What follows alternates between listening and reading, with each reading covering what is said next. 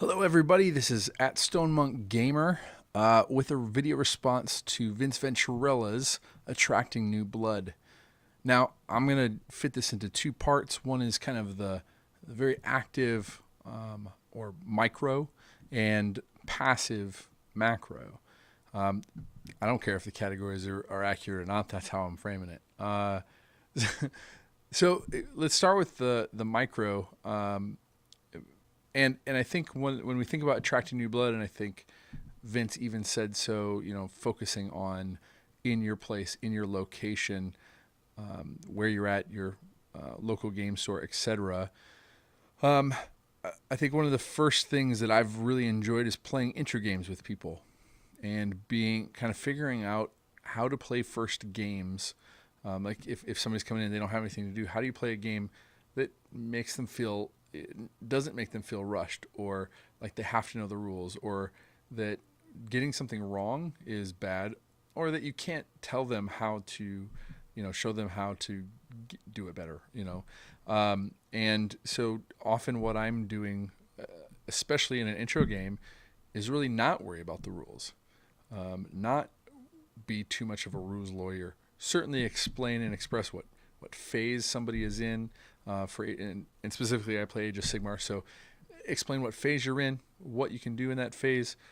Try and point out, their characters are things that can do those things, and remind them.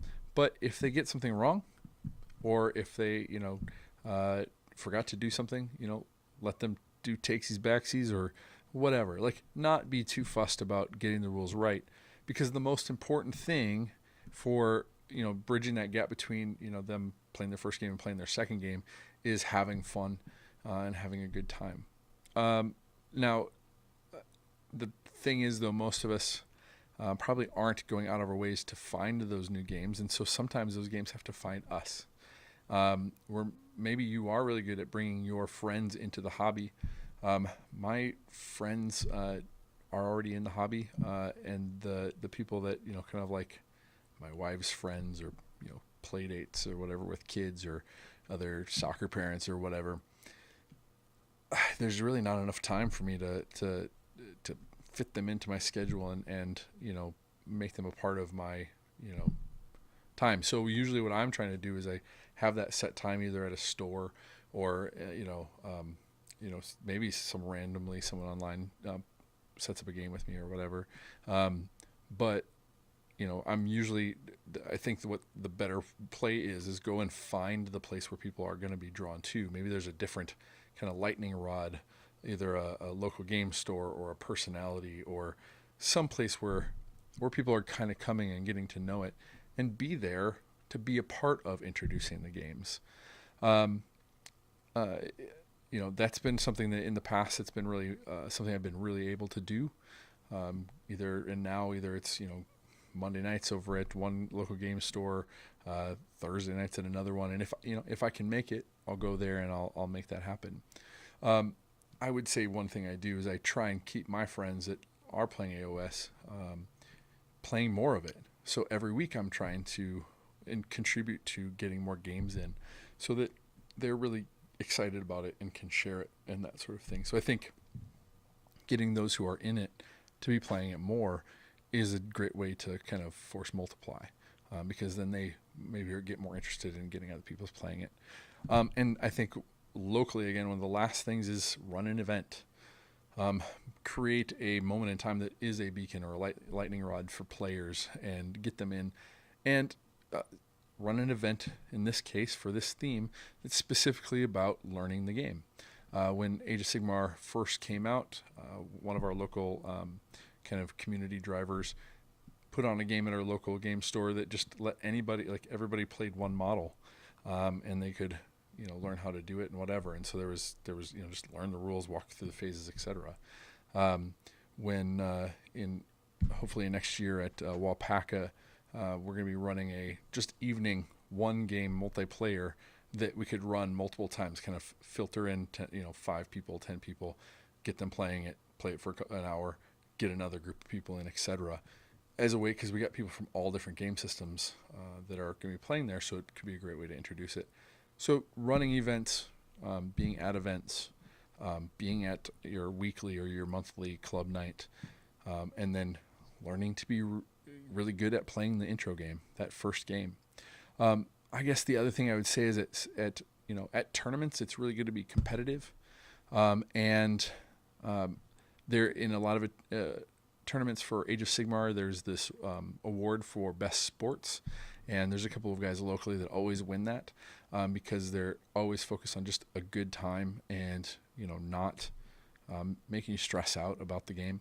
And I would say whenever you're not at a tournament and you're just playing with people locally, you should always be trying for best sports. You should always be looking for that game. I think Age of Sigmar, more than any other competitive war game, is a cooperative game. The rule set, the way, even with the General's Handbook, yeah, you can say, hey, this many points, this big of a game, whatnot. The scenarios, the making sure that, especially those first games, are fun. It's about you and them having a dialogue around what they want to play. Do they want to just have a fluffy game that just gets into the story? They can push all their models around and you're helping them facilitate what they're wanting to get out of a game. Or it could be something where they want to really challenge themselves and get the hardest, most difficult challenge from you that you can give them. And I will say, when I'm playing these kinds of games, I adjust even my own rules to suit that. I've gotten, you don't have to use every gun or weapon in your arsenal. Literally, you can fudge things, you can fluff things, you can choose not to, be the best, most efficient at target priority. Like, it's not about winning, or I should say, winning isn't beating the scenario. Winning is getting them to play another game and wanting to play another game. So that's what I mean by cooperative. Now, I think to get there, you have to kind of get into a macro mindset. Now, I spend a lot more of my hobby and time trying to encourage new players on a macro level. When Age of Sigmar first hit, and there was a lot of negativity in the gaming community that I was looking to be a positive source for me, and not finding it, Davey, Red Zeke, and I decided to become a very positive an influence as we could, starting with one listener, hopefully going to two, etc., through our Mortal Realms podcast. And we decided from day one that we weren't going to look back, we were going to look forward, and we were going to choose to see the positive, and that the things that are negative, we're either just not going to mention them because they aren't part of what makes it positive, because we're, if it's a negative thing, we're not going to play it. So it's not something that we have to put out there. And we're not, we're not here to critique the world. We're not here to spend a lot of energy just focusing on the negative. And for us, and I think in the community that reflects that kind of mentality, I think it creates an overall mood that when somebody's coming in through the internet and then going from Games Workshop to the community through social media or whatever, and seeing that positivity that chooses to focus on the positive, how to get the most fun out of Age of Sigmar, that is I think the most important way to make sure people are experiencing Age of Sigmar in their first experiences. I know I just said experiences like 3 times in that sentence. So there's a couple ways I think you do that. One, yeah, fine, engage in some critique. There is certainly a place for some critique, and we've got positive community members that do great reviews and that highlight, the things that are negative about something, or where something may have fallen short, or where I think more constructive is where what could GW or somebody else have done to improve that or to make it better. And I think, if Games Workshop's listening, they're going to see that and find ways to improve that. But that can also empower somebody else to take what's there and make it better themselves. I think, and for me, probably, I think we put out a pretty good podcast, and some of the videos I've put out on YouTube are pretty good, but I'm not spending a lot of time worrying about how good they are, or putting out more videos, or like kind of, I guess, being calculated about what I'm putting online in order to bring positivity to the environment that new players are coming into. But what I am doing, I think, is harnessing around my passions, the things that I'm really excited about. So I've been so excited about building armies in Age of Sigmar, painting armies in Age of Sigmar, telling stories, and I'm really excited about kind of getting into more storytelling, not just story reviewing like we have been with the Black Library books in the Realm Gate Wars, but how can we go about becoming storytellers in the Age of Sigmar through our gameplay and through our scenarios and our campaigns, etc. And engaging people in conversations around kind of supporting other content creators and other people that are coming to the table, coming to the internet with their passions. I don't think you can ever go wrong coming at something passionately, sharing that passion, and getting the most positive response from the new and growing community. That being said, I do think that the intro games, the micro level, supporting the local. I mean, there's a couple of ways we talked about on a previous show. If you're not someone who can get up in front of people or be very outgoing and play those games and be very comfortable with that, be an organizer. Help behind the scenes. Make those events happen. Run the forums or the Facebook groups and stuff like that, and contribute in that way. Do a lot of liking. Do a lot of small responses online, etc. On the macro level, I think it's easier for people who maybe aren't comfortable, getting in front of people or taking lead, etc., to share their passion, to share the things that they're working on, and I hope get either the positive feedback or positive critique to help them grow.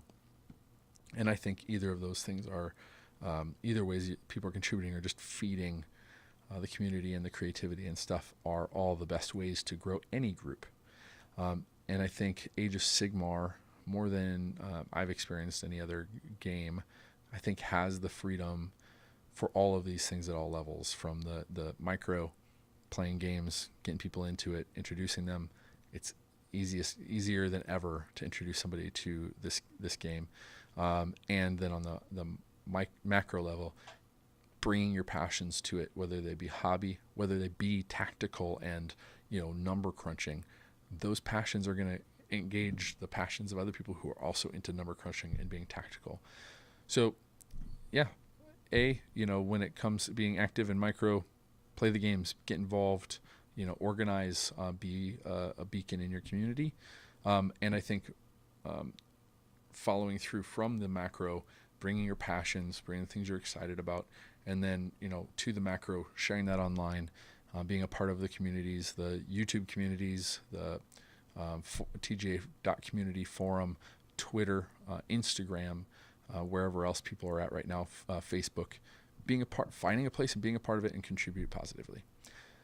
That, I guess, is all I have. Active, micro, passive, macro. The framework might have worked. I don't know. But I hope I helped contribute to the conversation. Bye.